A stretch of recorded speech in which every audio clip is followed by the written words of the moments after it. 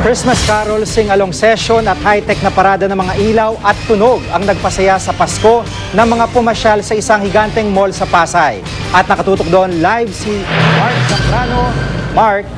Jiggy, pamilya nga ang dumagsa rito sa SM Mall of Asia para mapanood at makisali sa kasiyahan ngayong araw ng Pasko.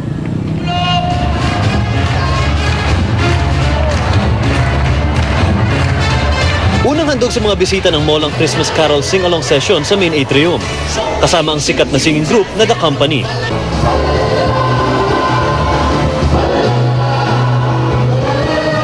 Nagkaroon ng pagkakataon ng mga tao na kantahin ang kanilang paboritong Christmas carols kasabay ng The Company.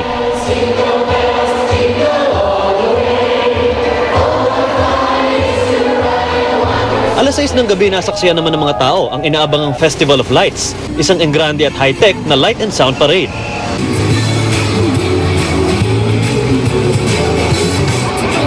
Pumila ang nagagandahang floats na balot ng makukulay na ilaw. Tampok sa disenyo ng mga float ang mga sikat na cartoon characters.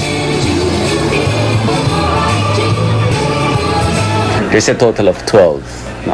With of course a lot of contingents. There are dancers, there are ballet dancers, acrobat dancers, and stilt walkers, and unicyclists, and all. Yeah. Ay, masaya. Nakikita namin si Optimus Prime. Yan ang gustong-gusto ng mga kids ko. Lahat? Kasi magaganda eh. Jiggy, ayon sa pamunaan ng SM Mall of Asia, mas marami daw pumunta ngayong araw ng Pasko kumpara nung isang araw. Kaya nagtalaga sila ng dagdag na seguridad para siguraduhin ligtas sa mga nagpunta at mga magpupunta pa rito. Jiggy, Pia, Merry Christmas sa inyo. Maraming salamat, Mark Zambrano. Merry Christmas. May ilang pamilya namang piniling magdiwang sa bilangguan para makasama ang mga nakakulong na kaanak. Yan ang tinutukan ni John Consulta. Matapos pumila ng maaga, magparehistro at daanan ng security check, nagkitang uli si Eden, di niya tunay na pangalan, at kanyang mga kaanak. 5 taon nang nakakulong sa Correctional Institute for Women sa Mandaluyong si Eden. Halos di mahulugan ng karayom ang loob ng medium security compound sa dami ng mga bumibisita sa kanilang mga nakapiit na bahal sa buhay kanina. Sa sulok na ito, pumuesto ang mag-anak. Nagdasal ng pasasalamat para sa pagkain pagsasaluhan at sa kanilang minsan sa isang taong pagsasama-sama. Matapos makakain, kanya-kanya ng bidahan at pakitaan ng litrato sa mga nangyari sa buong taon. Si Eden, may inihanda pala sa kanyang mga bisita. At ngayong ikaw ay nagbalik sa aking piling. Luha ng pag-ibig kay sarap haplusin. Sa maya't mayang yakap at halik, bakas ang pananabik sa isa't isa matapos makulong si Eden noong 2005 dahil sa illegal na droga. Hindi mababayaran kahit na ilang libo, kahit ilang milyon. Walang kapalit na pera yon. Yung kaligayahan namin na magkakasama kami ngayong Pasko. Pag alis nila, andun na. Malulungkot na naman ako kasi kumbaga sa maghapon lang kami magkakasama. Tapos konting oras lang. So wala na. Next year na naman kami ulit magkikita-kita. Matatapos ang araw, pero mananatili raw buhay sa kanilang puso't isipan ang sayang naidulot ng araw na ito na sila'y nagsama-sama. Happy birthday, Jesus. You're the best. John Consulta, nakatutok, 24 oras. Kumusta naman po kaya ang Pasko ni Ginoong Lauro Visconde? Yan ang tinutukan ni Rida Reyes. Tanghali na nang dumating si Mang Lauro sa Holy Cross Memorial Park sa Quezon City. Nag-alay ng mga bulaklak, nagtirik ng kandila, at nagsambit ng maikling panalangin. Tapos, nagsalo-salo sila ng mga kasambahay. Kahit paulit-ulit ng ginagawa ni Mang Lauro sa loob ng 19 na taon mula nang mawala ang kanyang mag-ina, ngayon daw ang maituturing niyang pinakamalungkot na Pasko matapos i-absuelto ng Korte Suprema ang grupo ni Hubert Webb kamakailan. Hindi na nga tayo pwedeng magsaya pagkat alam mo na naman ang walang pamilya. Siyempre, Isipin mo lang yung masasayang araw nyo, yung mga nagdaang panahon nung sila'y nabubuhay pa. No? Imbis nga raw na mag-Noche Buena kagabi, natulog na lang siya ng maaga. Hindi na rin daw siya nakihalubilo sa mga kamag-anak o kaibigan ngayong araw.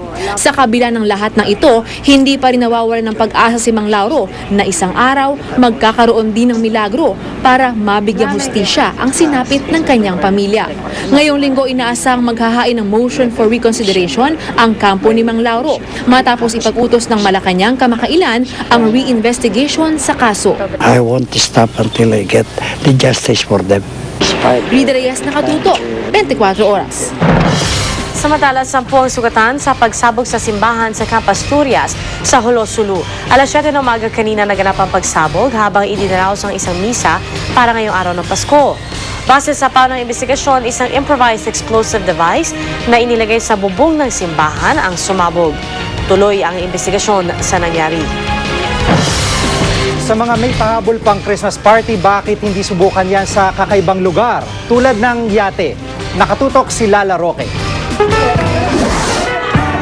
Ngayong patok na patok ang mga party, get-together at reunion. May ilang talaga namang kinakarir, hindi lang ang outfit, pati na ang venue. Kung pabonggahan din lang naman ng Christmas party ang usapan, isang kakaibang party venue ang nagniningning paglubog ng liwanag. Christmas party, sakay ng isang yate. Pinili namin dito sa yate in order to be different. Stay out from the city. You can feel the weather is so cool and nice. And it's really Christmas time. Tanaw na tanaw ang mga ilaw ng Metro Manila, lalong-lalo na ang Rojas Boulevard. Magandang ambiance habang kumakain ng dinner. Hindi na rin kailangang mag-aircon, lalo na't malamig ang simoy ng hangin. Meron ding fully furnished cabin na pwedeng maging hangout ng mga gustong mag-parlor games. Unang naisip ang cruising bilang libangan noong 1835 ni Arthur Anderson at ng kumpanyang Peninsular Steam Navigation Company. Sa Pilipinas naman, 1927, unang itinatag ang Manila Yacht Club. Status symbol ang yate sa karamihan, pero hindi naman kailangang bumili ng yate para lang maranasang mag-cruise. We're giving Filipino people, taste of the lifestyle without the headaches of maintenance and whatnot. It's a unique way, especially now, chilly air, the fireworks, diba, whilst having dinner on board. It's something different Simple man o magarbo, ang mahalaga ay maramdaman ang diwa ng pagkakaisa at pagmamahalan na sinisimbolo ng kapanganakan ni Jesus sa sabsaban.